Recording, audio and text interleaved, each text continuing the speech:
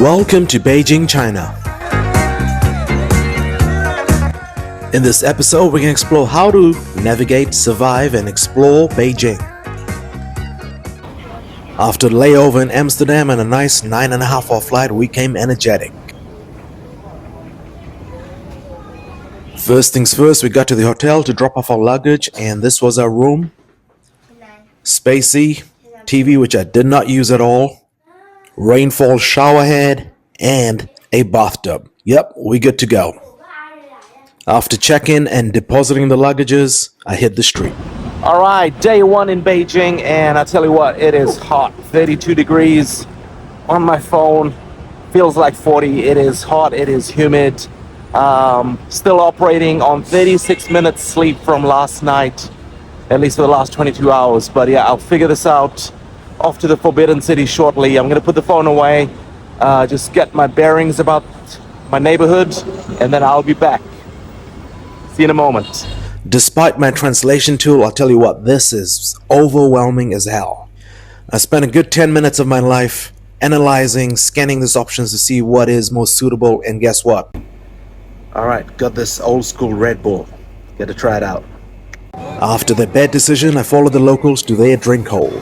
I was already a fan of the cold tea culture from Asia, and now I was hooked.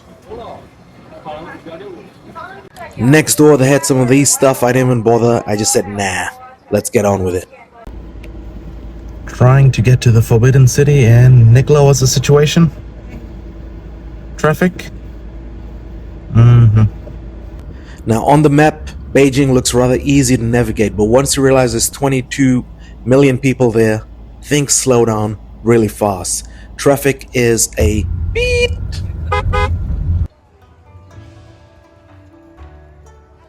There's a huge social media trend of flexing in your traditional clothes on social media, and you will notice a lot of the local people dressed in traditional outfits here, posing to get the likes, or maybe just a future husband or wife.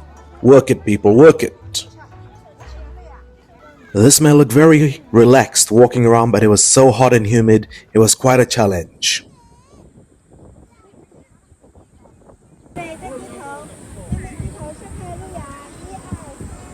Eventually, after kilometers walk, we got to the Forbidden City. We have arrived. Here it is. And the one thing guaranteed was more walking once you go inside of the city. This place is the size of 100 football fields, and we just walked the external perimeters to get to the front gate. So yeah, it is quite a challenge in July. So we packed up early and said, nah, we'll come back in November, December, and moved on. Nicola, you good?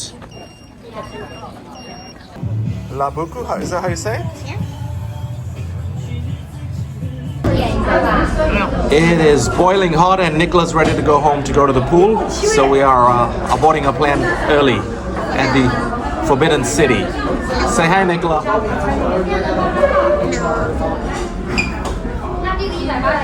Yeah, she is camera shy.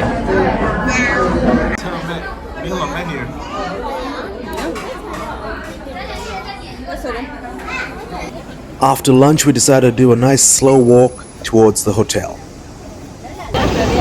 Crossing the road in Beijing. This is Maria walking.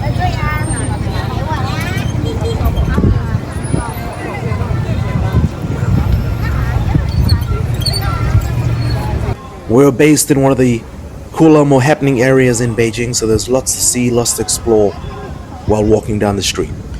Every 5 minutes, we stopped at a shop that had aircon just to cool down.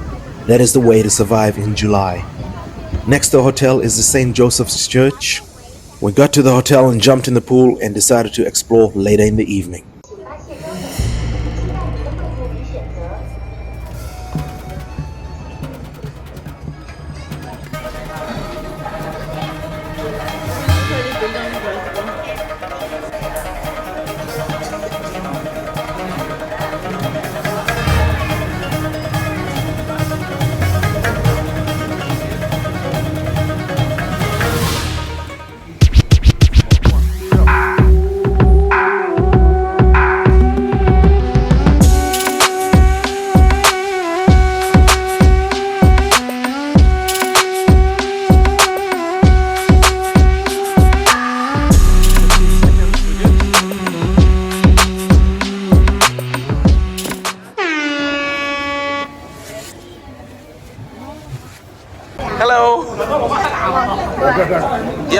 This is the guy. All right. Ni hao. Okay. Bye bye. Here we are in Beijing early in the morning, and it's hot. Everyone's decorated. Hello. So yeah, we're just checking it out, and 34 degrees again. Got to make it most of the day. See you soon. In Beijing with locals. Ni hao. Ni hao. Thank you. Nicola, how's it inside? Really good. I can watch TV.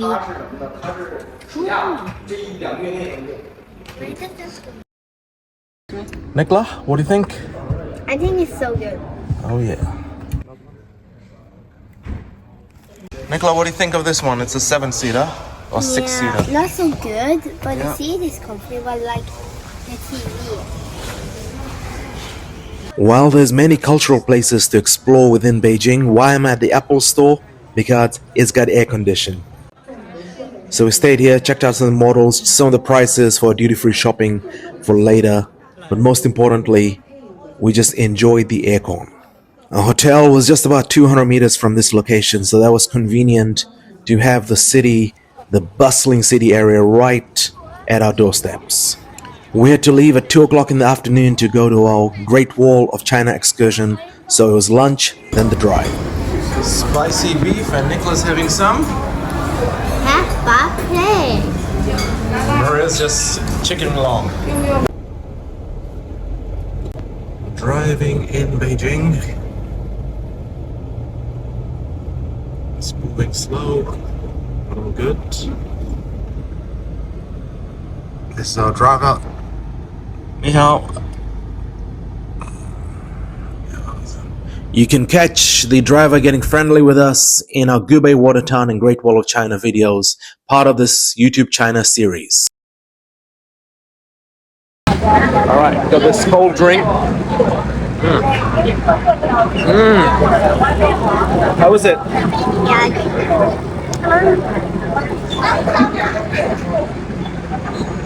That's pretty good, refreshing, exactly what I needed. After the 30,000 steps in less than 24 hours, it was spa time. And the ladies in the spa asked me to bring sexy back in this outfit. Oh yeah, Beijing spa. Yeah. Okay, I love your outfit. Hello. Hello. Bubble tea, feet massage, and home cinema. I love Beijing. Afterwards, we went to Jingshan Park, which is the north of the Forbidden City. Apparently, this is the place to catch those nice sunsets over the Forbidden City.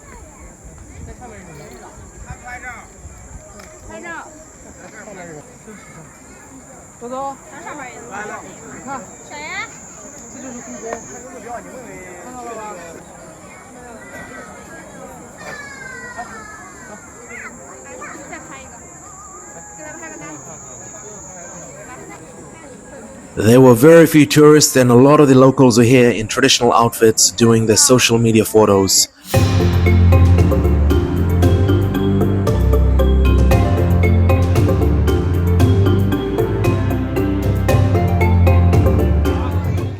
This is me with the rest of the paparazzi.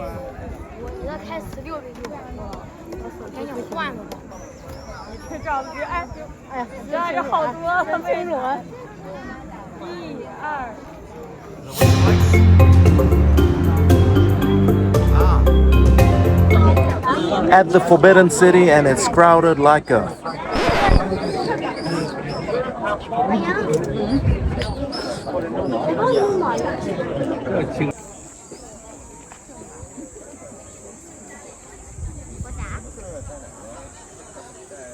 It wasn't the greatest sunset photos on this day, but I heard from others it does get great on some occasions.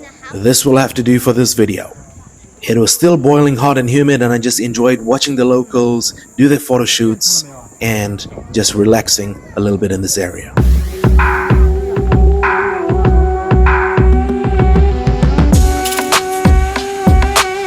Fashionista, glamourista, fashionista. It's the best.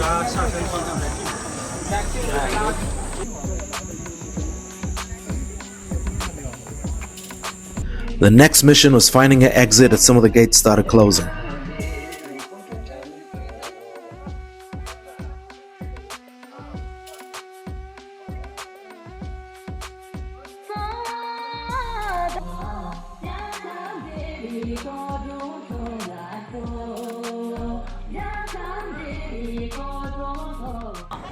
This is right outside Jingshan Park, overlooking the Forbidden City.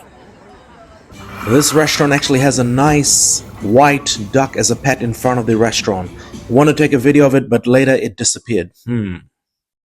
Beijing was our hub, and on day 4 we ventured towards Tokyo. Do check out my other video on how to navigate Beijing International Airport. We said goodbye to Beijing and off to Tokyo, and you can check out the Japan series on the YouTube channel as well. How's your ride? First class? Alright. Upon our return, almost a month later, we navigated through Beijing and discovered, yep, we missed the traffic, not really. But we did check out all these cool buildings along the way as we made our way to the southern Beijing railway station. We took a Didi taxi ride from the airport to the railway station, which took roughly around 70 minutes, and our next destination was Tianjin. The Beijing South Railway Station is built like an airport. It is huge. The security measures is very intense. So it does take a while to get into the railway station, past the security X-ray, and finding your platform after you've got the tickets. I recommend going there early and also buying your tickets online using trip.com, which I'll leave in the description of this video. You can check out our Tianjin excursion on YouTube. And it was very, very comfortable. And the city is very beautiful as well. After returning to Beijing the next day, we went to the Muslim quarter to check out some of the meals for dinner, as we heard this was really, really good, and it did not disappoint. Everything we tried tasted good, and despite how this area sometimes looks, there was no diarrhea or stomach issues to report. Amen. Check out this guy's handmade noodles. Oh yeah, this was pretty good. This is the famous grilled mutton on skewers. There's a lot of stuff on the menu and many places to eat in this area, so go there and use the Spanish tapas style. Just buy a lot of food from the different stalls and enjoy each bite.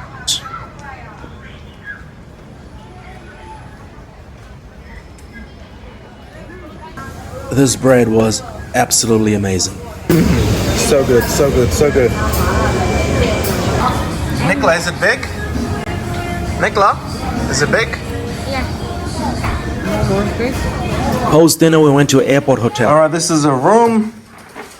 And yeah, looks pretty decent. And who is this in the room? Nevada with a new suitcase. Queen size bed. Alright, this looks like we'll have to do for the night.